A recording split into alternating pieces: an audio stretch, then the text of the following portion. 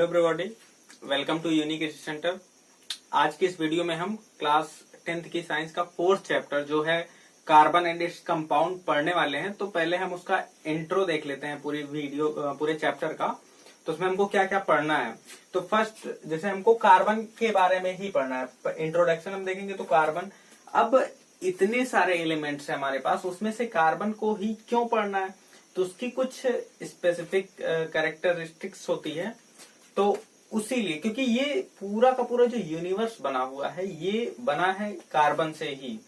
और जो बिल्कुल शुरुआत के ऑर्गेनिज्म बने हैं, जिस तरह से यूनिसेलुलर ऑर्गेनिज्म से ऑर्गेनिज्म कॉम्प्लेक्स फॉर्म में आते आते जिस तरह से ये फॉर्मेशन हुआ है पूरा, ये कार्बन से ही कुछ कार्बन कंपाउंड से ही होके धीरे धीरे एक प्रोसेस से होकर के इतने सारे ऑर्गेनिजम्स बने हैं। तो इसीलिए कुछ इसकी प्रॉपर्टीज भी हैं, तो वो भी हमको देखने हैं।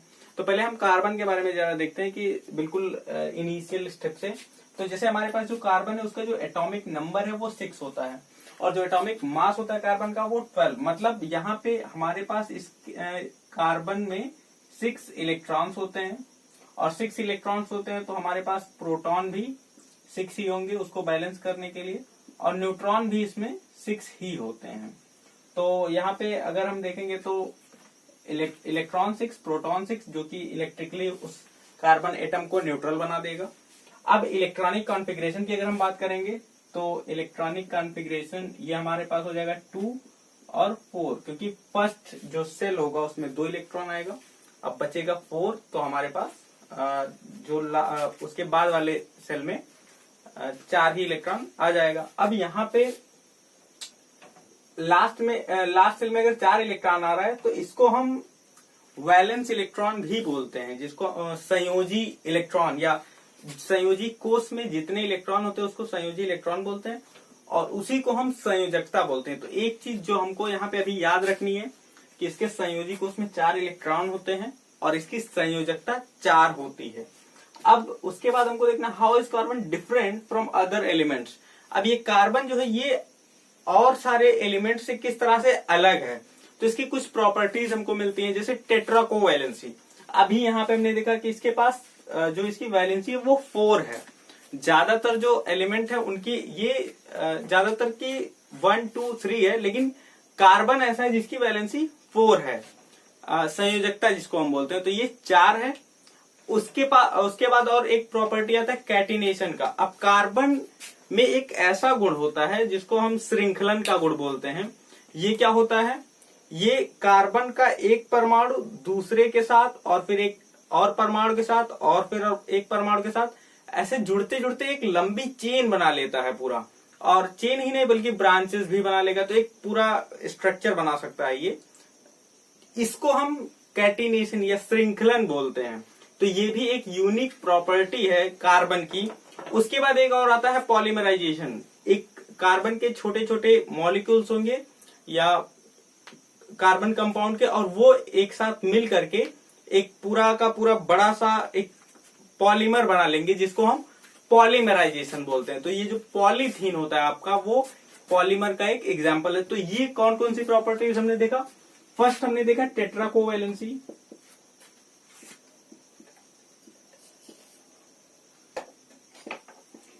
जो कि वैलेंसी 4 होता है। उसके बाद हमारे पास आता है कैटिनेशन, जिसको हम श्रृंखलन बोलते हैं, और इसको चतुर्संयोजकता बोलेंगे। और फिर उसके बाद आता है पॉलीमराइजेशन या पॉलीमराइजेशन,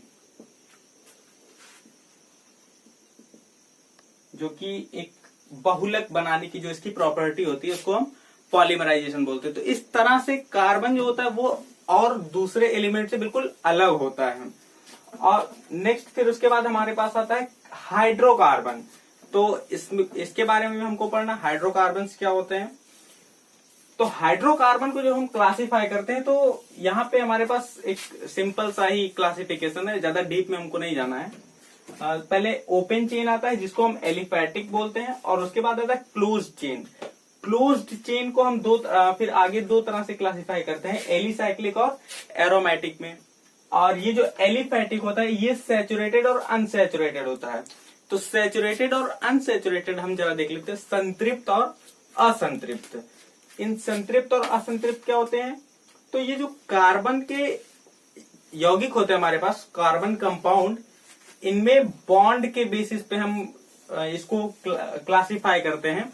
अगर कार्बन और कार्बन के बीच में सिंगल बॉन्ड होगा, अब ये क्या होता है, जैसे अभी हमने यहाँ पे जैसे देखा है कि जो वैलेंसी है कार्बन की वो 4 होती है।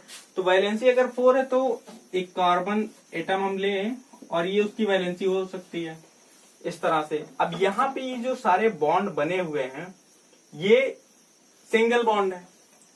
यहाँ पे कार्बन और कार्बन के बीच में डबल बॉन्ड भी बन सकता है, क्योंकि एक कार्बन जो होगा वो कुल मिलाकर के उसके आसपास 4 वैलेंसीज कंप्लीट होनी चाहिए, मतलब ये 4 डंडी लगेगी उसके अगल बगल में। तो यहाँ पे तो सब एक एक दिख रहा है। हो सकता है हमारे पास अगर 2 कार्बन हो तो इस तरह से भी जुड़ सकता है, और बाकी इधर के 2 वैलेंसीज स्टिल होंगी, वो हम बाद में देखेंगे, और 3 से भी जुड़ सकता है। तो जो भी मेथड हो, मतलब हमारे पास सिंगल भी जुड़ सकते हैं, डबल बॉन्ड भी बना सकता है और ट्रिपल बॉन्ड भी बना सकता है। तो सैचुरेटेड और अनसैचुरेटेड में हमको क्या दिखेगा कि अगर कार्बन और कार्बन के बीच में सिंगल बॉन्ड ही है उसको हम सैचुरेटेड बोलेंगे, और अगर कार्बन कार्बन के बीच में डबल या ट्रिपल बॉन्ड है तो उसको हम अनसैचुरेटेड बोलेंगे, संतृप्त और असंतृप्त। तो ये हमारे, अब सैचुरेटेड का एग्जाम्पल क्या होता है?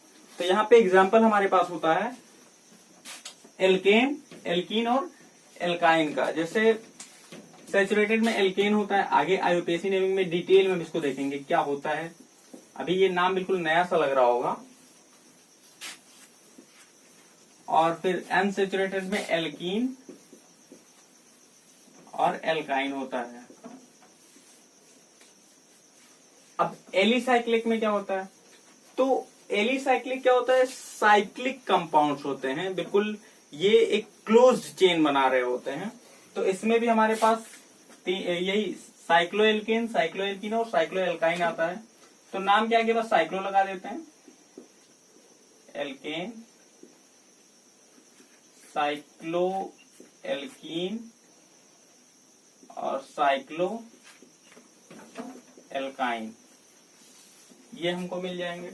एरोमेटिक में बस एक हमको पढ़ना है, बेंजीन, जो कि अनसैचुरेटेड कार्बन कंपाउंड और हाइड्रोकार्बन होता है। तो बेंजीन का जो स्ट्रक्चर होता है वो इस तरह का होता है, और अल्टरनेट इसमें डबल, सिंगल, इस तरह से हम दिखा देते हैं बेंजीन को।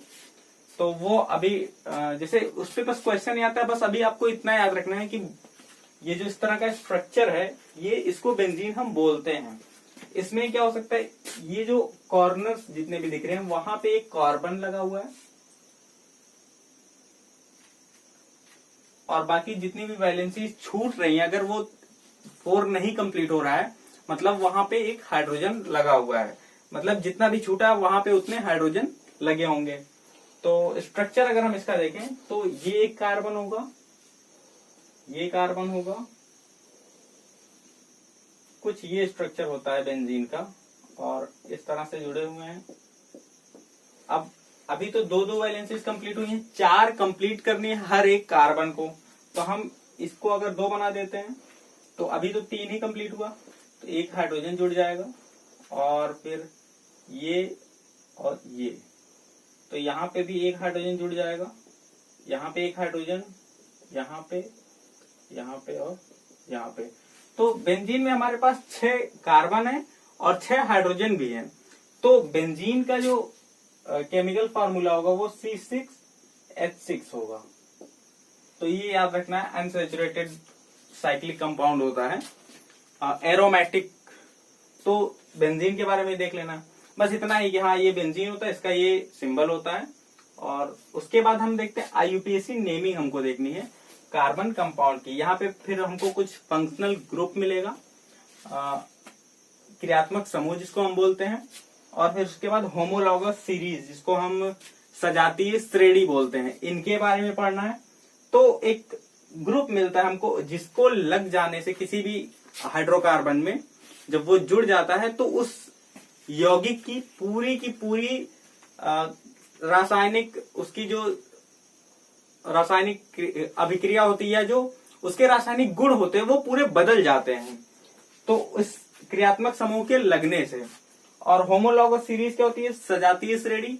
तो कोई भी एक ग्रुप मिलता है, जैसे अल्कोहल हो गया, तो अल्कोहल में कार्बन के नंबर के बेसिस पे कि कार्बन जो परमाणु हैं वो कितने, 1 है, 2 है, 3 है, इस हिसाब से जब हम देखते हैं तो हमको एक होमोलॉगस सीरीज मिलती है। फिर उसके बाद आता है chemical properties of carbon compound. तो इनमें हमको कंबशन, एक दहन देखना है, दहन क्या होता है। फिर ऑक्सीडेशन, एडिशन और सब्स्टिट्यूशन। तो कंबशन में क्या होता है? दहन। जब वो कोई भी कार्बन कंपाउंड होगा, जब वो जलेगा तो उसका किस तरह से रिएक्शन होता है, क्या क्या प्रोडक्ट फॉर्म होते हैं, उसके बारे में पढ़ना है। ऑक्सीडेशन, उसके ऑक्सीडेशन के बारे में पढ़ना है। तो यहाँ पे हमको अल्कोहल और इन सब का ऑक्सीडेशन देखना है, जो भी रिएक्शन दिए होंगे। फिर उसके बाद एडिशन रिएक्शन देखना है।